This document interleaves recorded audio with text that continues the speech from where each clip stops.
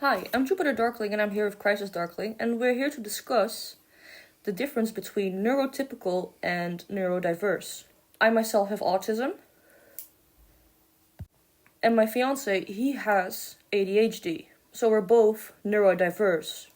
So as you all know, we both create art, because we do, art podcasts, mainly.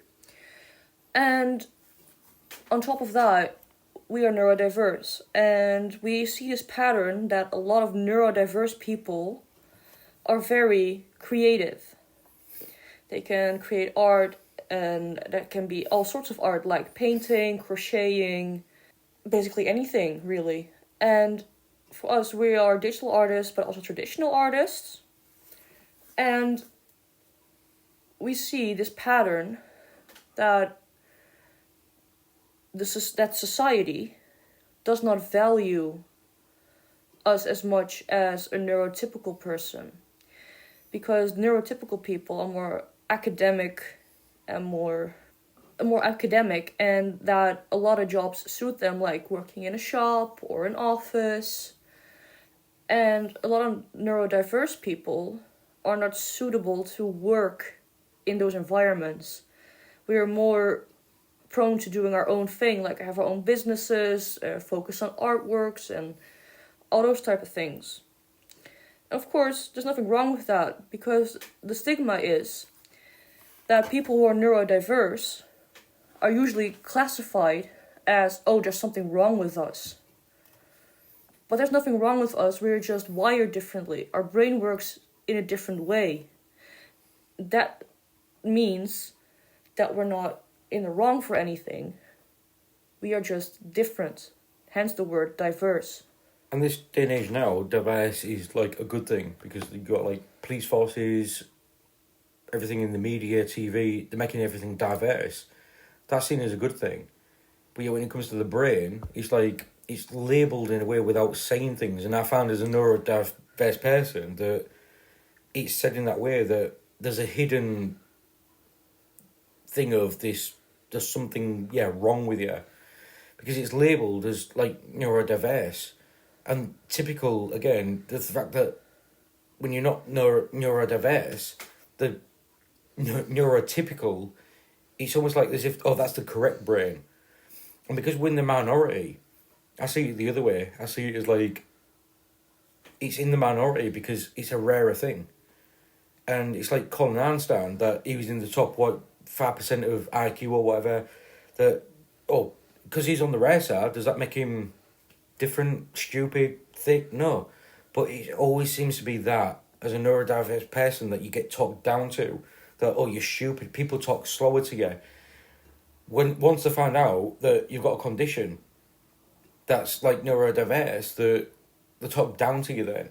And it's not. And we've discussed this, like me and Carly, and it's like night owls are programmed, and the reason why you've got night owls, I think 20% of people, something like that, I could be wrong, but there's something roughly like that where there's this minority of people that are night owls, and it comes from, scientists have found out that it's from caveman days, where you've got your tribe, and this minority in the group look out for predators in the night. They keep guard. But in this day and age, it doesn't work. And we've not adapted as a species. And that's why now, like, if you're a night owl, like, yeah, you struggle, because, like, you've got the post, you've got deliveries in the day, phone calls, family, friends to talk to.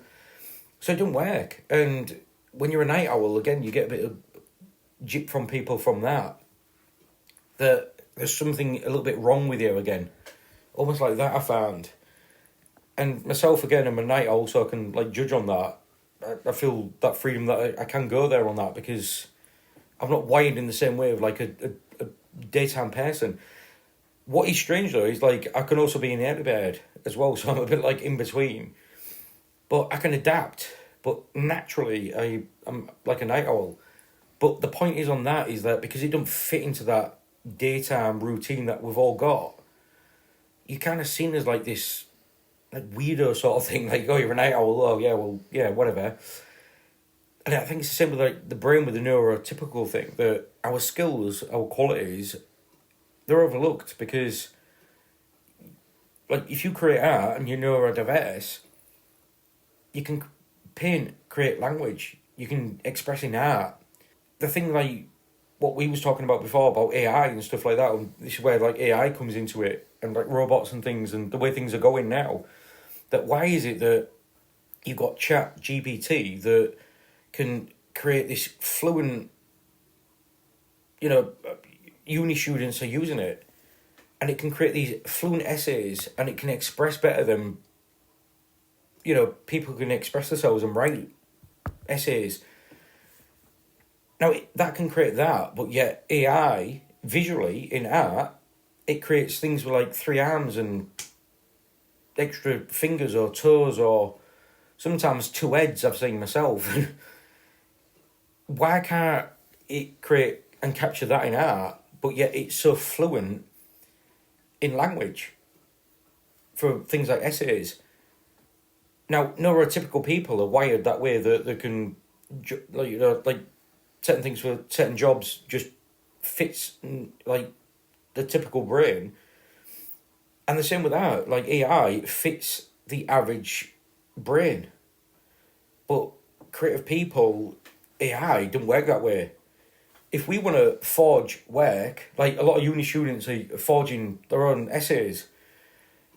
Now, that's plagiarism if we do that, if we steal, but yet AI can do that. It just steals stuff and it seems intellectual and it expresses it fluently. So a lot of students are using it. But yet, if you was to be a digital artist, say, because obviously it can't paint physically, but if you was a digital artist at a university, the tutors are probably going to see that's AI. It's cold. It's not got that expression, that emotion. So why is there a difference that some art tutor could see the difference between an art digital artist at a uni course, but not in somebody that was studying English maybe at uni? So the difference, and a lot of tutors are finding that it's hard now because, like, they can't tell whether it's AI or not when it comes to, like, text. And on top of that, with the whole discussion of, like, whether there's something wrong with us or not, which, honestly, there's nothing wrong with us, we're just different. I think naturally, like what I was on about, I think, like, the night owl thing. Yeah. It's not that even that we're different. I think it's just more. It's normal. It's just the way the nature has created the human brain. Yeah. Like, it creates night owls to look out for predators. It's just, I think they mix up the minority. Because with the minority, people can afford to, like, bully neurodiverse people, make them out as if they're stupid or whatever, or the things, the struggles that we have. Yeah. People talk patronising to you when they find out that you've got a condition, things like that. So I think, like, on that, there, what you're saying there is, like, I don't think I get what you mean, it's different, but not in a bad way. No, definitely not. It's not in a bad way.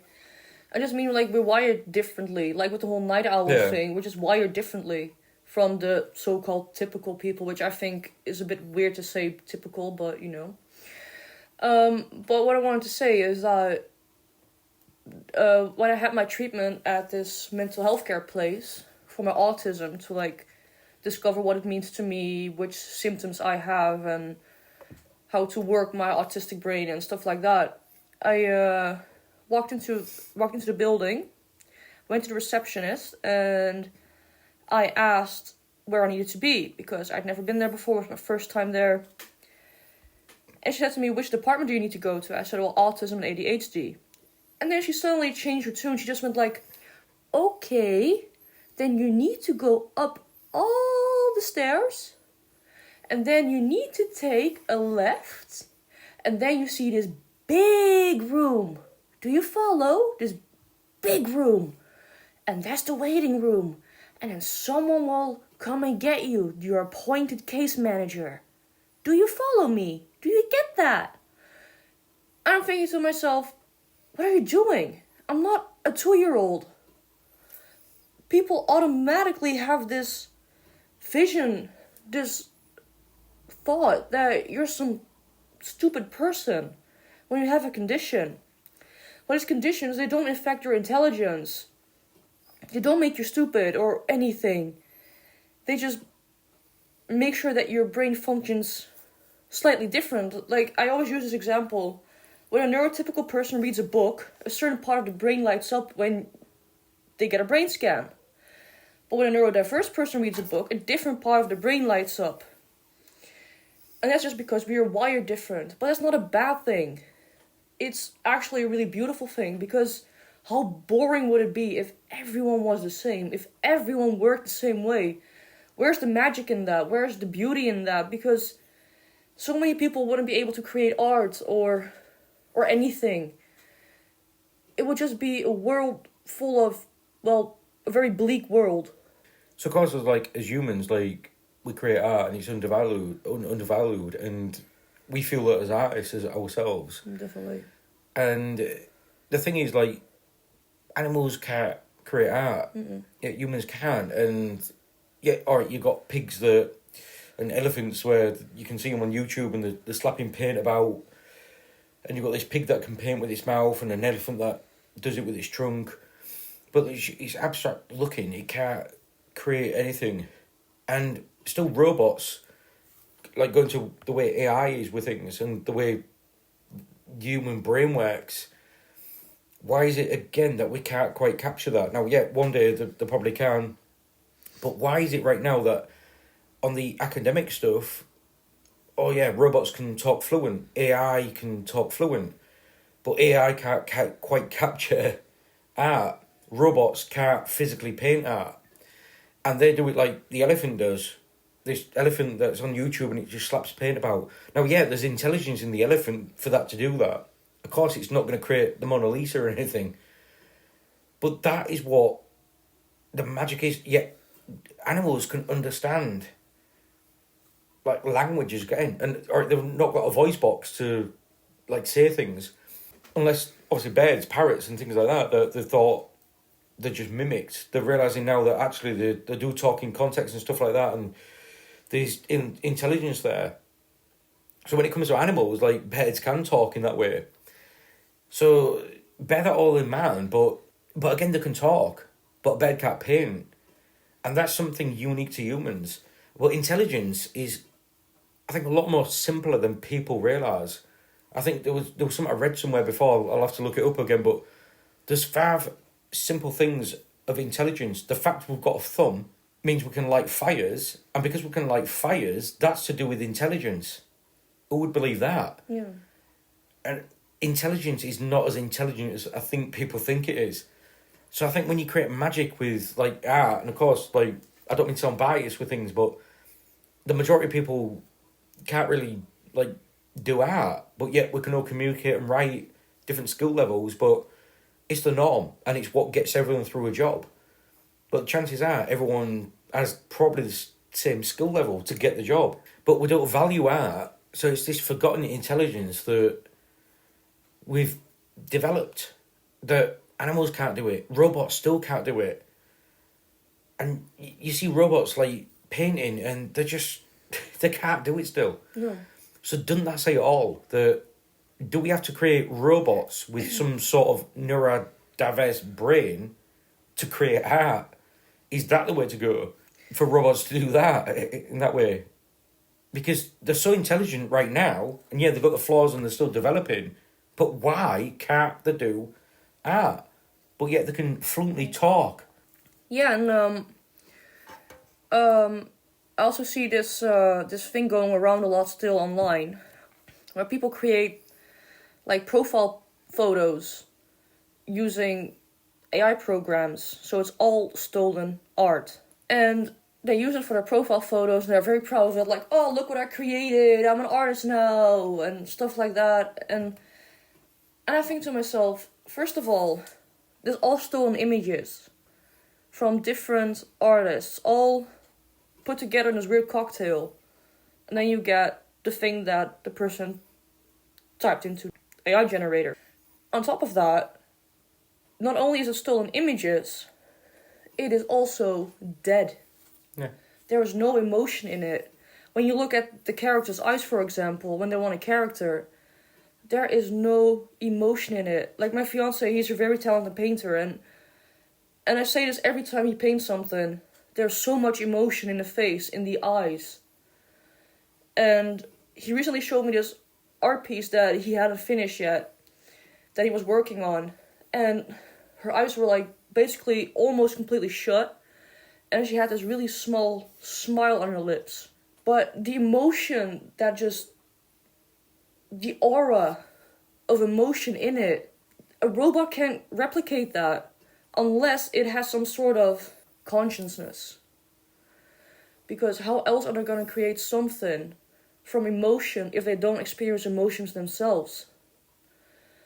And in that way, what my fiance said, should we create robots then with a neurodiverse brain so they can experience all sorts of emotions and feelings and tap into that being different from the academic world to really create something that is like magical? I mean, I could be talking absolute cuckoo here, but do you have to learn from the human brain with diversity? Because are they trying to perfect the all perfect brain intelligence? And so far we're perfecting it in that way of like I say, robots can talk fluent languages. Chat GPT AI can talk, type out perfect text better than us in some ways, and people are admitting it. It's like, wow, how magical it is. It's so good at what it does. But yet us as artists, we look at it and it's like, they've got 3 arms or 3 legs or 2 heads. So exactly. People are impressed with AI when it comes to text. But why is it right now that's it? It's perfect at text. But at the same time, alongside it, I know it might change because AI might one day create perfect art images and learn from its faults. But it can't, because the next step of AI is, and I can never remember the initials of it, but there's the conscious AI. Yeah. And the next step that they're trying to get is that the consciousness, which it learns from its mistakes. So that's probably where it probably might create good art then. And if they can put that into robots, robots might be able to like create art like humans. But it's going to have to learn, because it's going to have to start out as a human. Because, of course, if it's conscious, it has to learn. Yeah. And it's going to develop. And one day, all right, with it being robots and perfection, this and that, it might create better works than we can. But I think the point of that is do we have to study the human brain in that way? Because if they can create all this based on a typical brain, what does that say then when they're excluding like neurodiverse brains then? Mm-hmm.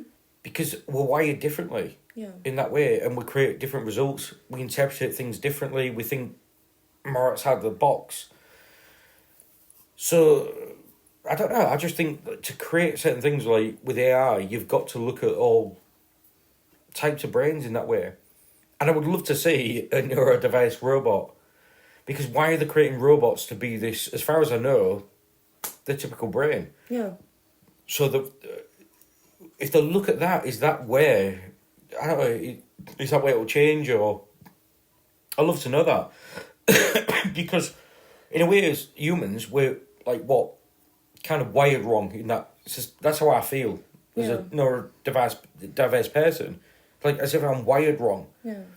But it's not. I just think that's nature's way. Like, I bring it back down to, again, the night owl thing. That I think that nature has just created 2 types of brains. It's just that we've got the rarer type of brain.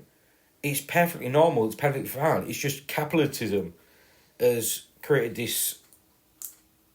That's it. That's how the world works, and that's where we value it. And that's all it is. But do we need to teach people the value of art to create the magic is? And we was discussing something earlier on that the day a robot or AI can create, especially a robot physically, the day a robot can create a masterpiece, the world will celebrate its intelligence. Yep. Like how fantastic that is. Because right now, it's just slapdash. It's like an elephant. Even though for that elephant, it's intelligent. It can paint. I'm not laughing at the elephant for that. It's like doing something that it shouldn't be able to do. Mm-hmm. But exactly, Exactly, it's got intelligence. Yeah. It's doing something an elephant can't do. Yeah. And yet we all celebrate that, oh yeah, that elephant can do that. We all acknowledge, oh wow, look how intelligent that elephant is. That it can paint something. It's got knowledge. Yeah. When it comes to a human, it's laughable. There's no value in it. Yet it's one thing that separates us from everything right now. Even though we can't capture that right now, doesn't that say something? That, yeah, one day robots might paint better than us. Mm-hmm. But right now, that's my point. Why can it do text and language perfect, but it can't do art? Doesn't that say something about art? The intelligence with art. That right now humans can do it right now. And it might be this little narrow moment in time right now where we're clinging on to that moment that we can do it. Yeah. But the day it's broke, it's only technology that's done that in that way. And if technology gets advanced and it can do that and it can create art, the day a robot paints, it'll be a masterpiece like a human can. We'll realise then how intelligent robots are. Yeah. So why don't we do that with humans right now? Why is art laughable with us? So yeah, another thing that I noticed with a lot of neurodiverse people is that we have hyperfixations. And for me, for example, it's guinea pigs and true crime that are hyperfixations of mine. And seriously, you can ask me any question about a guinea pig and I guarantee you I'll have the answer. I'm always up to date on the newest things, the newest theories and everything, the newest care. Seriously. And that's why I have a point. That's why a lot of neurodiverse people are so perceived as highly educated because of our hyperfixations. Because we want to know everything about the things that interest us, about our special interests. And you don't just have one hyperfixation, no, you can have multiple. So that's why we're also seen as like highly intelligent.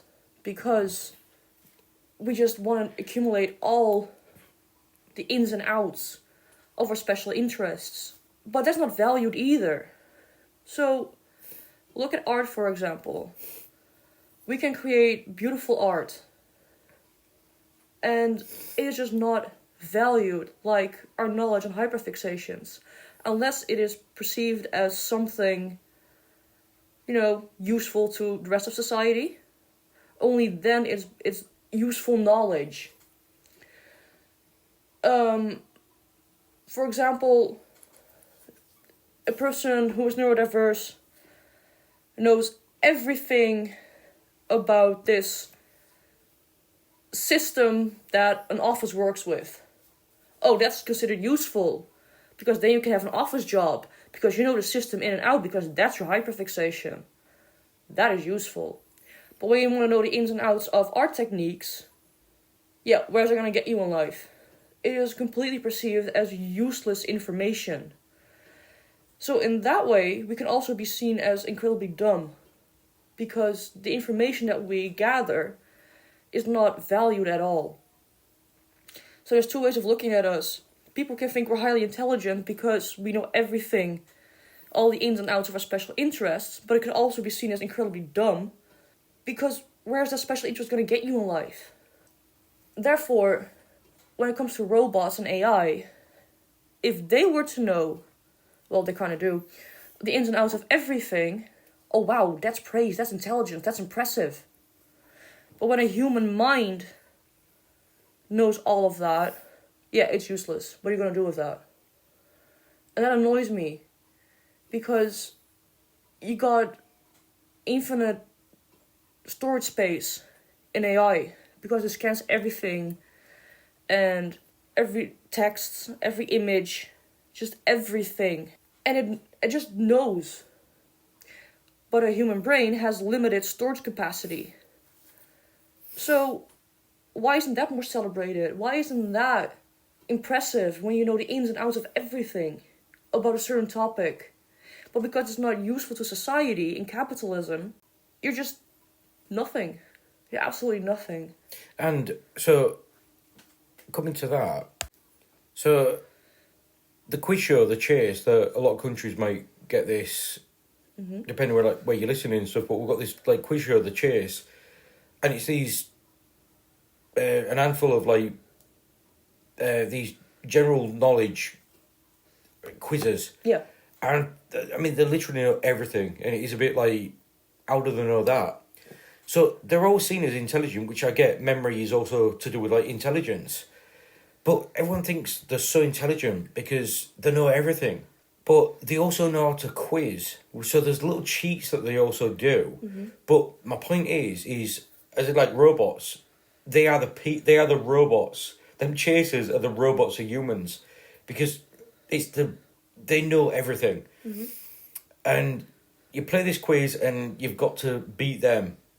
And you've got another quiz on a different channel that's called Mastermind. What you just said there about specialism. Yeah. So you can pick your topic on Mastermind. What I gather from it, that you can pick any topic. So what Mastermind does is, so yours would be, say, your specialist topic would be guinea pigs. Yeah. So if you was to go on that quiz, and basically everyone's their own chase sort of thing. The chaser, they know everything on that topic, but because but I think the way the game works is everyone, you've got to set so many questions, and if you do get something wrong and other people get something right, that's where I think they win you on that. I think that's how it works. But anyway, my point is that you've got Mastermind and you've got the Chase. So you've got these chasers that have general knowledge on everything, which are the robots or humans. Then you've got Mastermind, which is more, you pick your topic and then you test it on it. Yeah. And it's just how good these players on Mastermind, how well do they know their own like topic. Yeah. And I think that's how they'll win the game, I think. But it just reminds me of that, what you just said there, that you've got a specialist topic. So if you go Mastermind, your topic is like guinea pigs. What they'll do is they'll research these questions on guinea pigs and then quiz you about it. And you don't know what's like questions are to come, but it's for you to answer and get it right. Yeah. So yours could be guinea pigs, and say there's, I don't know, like 20 questions that they put to you. And say you get like, I don't know, 5 questions wrong, what they put to you. But somebody else's specialist topic might be like trains. No, they might get all 20 right. So that's how they beat you, I think, on the game. Yeah. But my point is like, that game is designed on specialist topics. So everyone's intelligent in that way, what you was on about earlier on, that intelligence that we've got, that hyperfixation. Yeah. It's just that on the Chase, they're just generalised. But one thing I've noticed on the Chase is when the presenter asks them something random, like, how did you know that? A lot of the time, I've noticed they don't know the answer. Yeah. They're just educated guesses, or they figure something out because they ruled something out because they knew something else. Yeah. And of course, they know that much knowledge, they're able to rule something out. But a lot of the time, they don't give the answer out. And if they're asked, they just go by this, how quizzes work. And for example, people might not know this, but like on a lot of game shows, it's this weird name for an animal. What animal is this? And they'll say the name of the animal. Well, it's in a quiz, it's either a fish or a bird. Yeah. So of course they know this. And the same with art. How many times this has come up, this question of graffiti artist, straight away, well, it's Banksy. Yeah. It's as easy as that. Yeah. It's also knowing a quiz. Now, they have, don't get me wrong, have a lot of knowledge, them chasers, but it's knowing how to do it. But yet they're seen by society as so intelligent. But they've also got the little tricks. Yeah. They know how to wing things. They know how to, like, cheat things sometimes. And so I get, like, intelligence again. I mean, of course they're intelligent and they're good at what they do. But also, their hyperfixation is general knowledge. Yeah. If that's such a thing. But of course it is. They learn everything. Yeah. And then you've also got another game, like Limitless. And the amount of, and something that I've noticed about that, again, is people start quizzing things because people have learned how that game works. So they start researching how many Smarties do you get in a tube of Smarties? And because it's random questions like that. And the amount of times I say, oh yeah, we've been playing it with each other, we've been testing everything. And funny enough, it came up when we was practicing. Yeah. How can you practice for a quiz? Exactly. That's something I've noticed about the Limitless as well, that how many people have actually said they've practiced that and they're getting it and they're knowing and understanding the game. But to society, how many people I've known that think the chasers they're the ultimate intelligent people? No, they've got a good memory. That's their intelligence. Yeah. And it just happens that me and you are good at art. But that's not valued. Now, the chasers are running a career at it because it's entertainment. Yeah. And hyperfixation has no value unless it's the other quiz show. And it's that... Unless it's Mastermind and it's entertainment. Then there's value in it. You know, and... Yeah, it's just them things again. The way the world works. So again, the thing about the chasers, when they go on this other visual game show, which is like a throwaway entertainment show, laughable, it's not seen as intelligent, but when a chaser is on there, they do really bad. And from my memory, some of them have come last. There's like always 3 players, but the chasers aren't that good at it. Now, if they was to quiz somebody on general knowledge, the players that they're playing against on catchphrase, of course the chasers are going to win them in chances and stuff. So visually the brain works different. The chasers are useless at catchphrase. Yeah. But yet they're seen as intelligent. But yet this laughable show, they can't do it. Very true.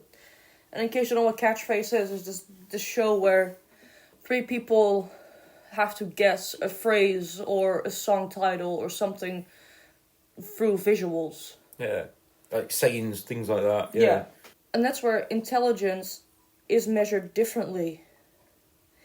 Because a lot of neurodiverse people, they do better when something is visual. Because of how the brain is wired differently. And of course, it's not a bad thing. It's a perfectly normal thing. It's the same thing as someone is like good at sports and another person is good at, I don't know, singing, for example.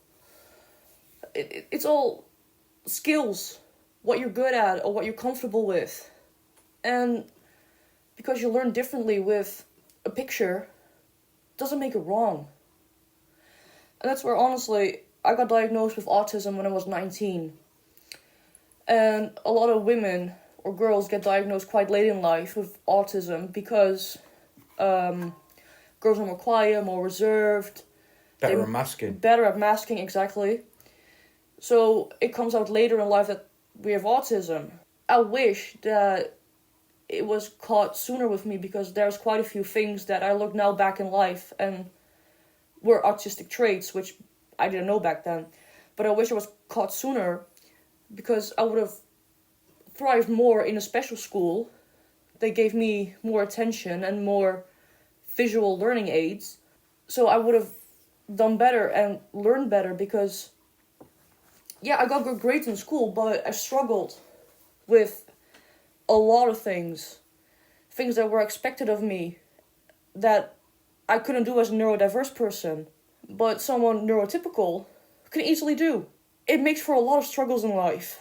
I wish it was caught sooner and that I would have understood myself better at a younger age, because now I'm 29, almost 30, and I'm still figuring certain things out about myself. And same with my fiance, he's still learning to navigate his ADHD. That's where proper help, or at least knowledge, given by a professional who knows the ins and outs of it, can be so useful. And I really want to stress this. These conditions, if you want to call them that, do not affect intelligence.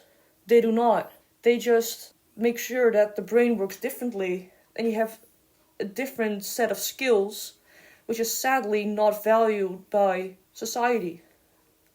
And it makes it hard to keep down a job or anything. I want to bring up this something we call ervaringsdeskundige that I had to work with when I had my treatment at the mental health care facility. And it was this guy who was only a few years older than me.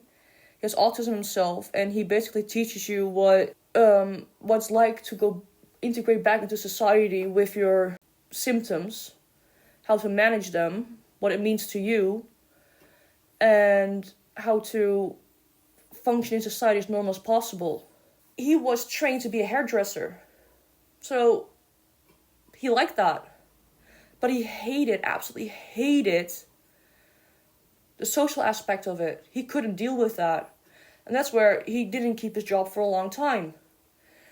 He worked a few different jobs, like dishwasher person at a restaurant. Couldn't cope with that either, only worked there for 2 months or so. So he just switched jobs constantly until he fell into this role and started teaching people with autism what it's like to have autism and what it means to them and how to hone their skills in a different way. And to me, that's been super useful. I learned something about myself, and that's that I can keep down a 9-to-5 job. I can work a regular job. And that's where I rely heavily on my art, as a lot of neurodivergent people do. Again, nothing wrong with that. That's perfectly normal. But what needs to change is this mindset of society that art is not valued. That needs to change, because it is an insanely difficult skill. And yeah, okay, essentially, in a way, everyone can learn to make art. Because it takes practice, it takes effort, it takes time, it takes learning. But also, I personally believe it takes an eye for it. A natural eye for it. But honestly, that only speeds up the process if you have a natural eye for it. But essentially, anyone can learn to create art. Every person. But it's just more common in neurodiverse people because we have a natural eye for it. With AI, a lot of people are like, oh, but AI makes art accessible. I saw this reel on Instagram, and there was this girl, and she draws with 20-cent pens. Amazing artworks. She draws skulls, and they're stippled, and there's intricate line work, everything. It is so clean and so crisp. She said, no, my materials, my tools, only cost 20 cents. AI does not make art accessible. You make it accessible yourself. And AI is just stolen images from other artists. So there's no justification in that.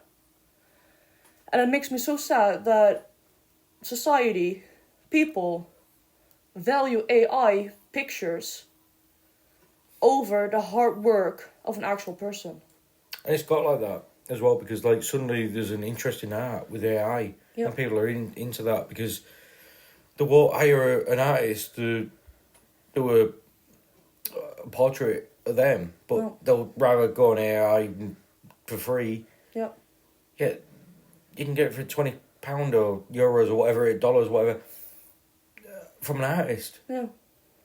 And a few things that you just said there, about the special needs thing, that when the right help is there, you should never have special needs taken away from the things that you're strong at.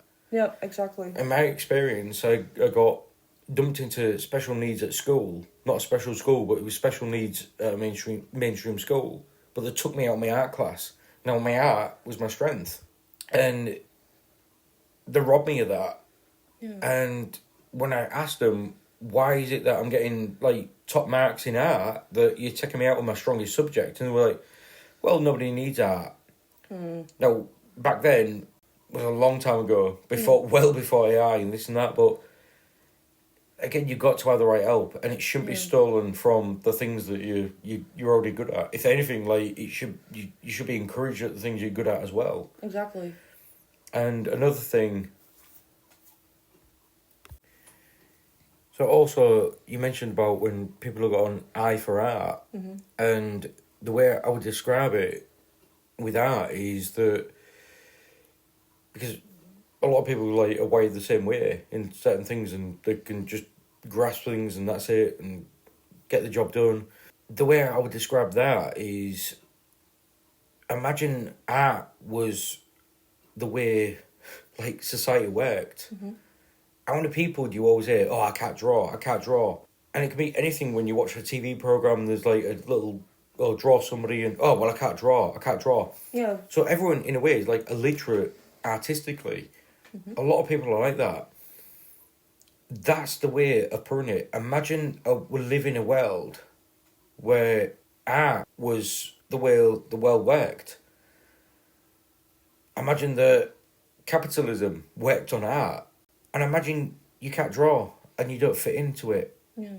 And like you just said there, there's a point where anyone can learn art, but you've got a natural eye for it. Yeah. So people, when they do art, they're the people who are naturally have got an eye for it. Anyone else, can learn art and draw, but it's going to take them a lot longer. Yeah. It's going to be a lot harder. Eventually they'll get it, but also some people will be the equivalent of like dyslexic in art, where they'll just never be able to get it. Yeah. And imagine we live in that world where it's all art-based and that's what we value on. That's the only way I can describe that feeling of fitting into the world. Yeah. So whoever's listens to this and they can't draw, imagine that being the way the world works. Yeah. Like, imagine that we lived in a society where it's all based on magic. We celebrate creativity. Yeah. Because when you think a lot of tribal things are like that. A lot of things are like that when it comes to like tribal things. Things are sacred. The base around it. There's islands around this world right now doing that. Yeah. And that's whether it's music and they all get together and do this.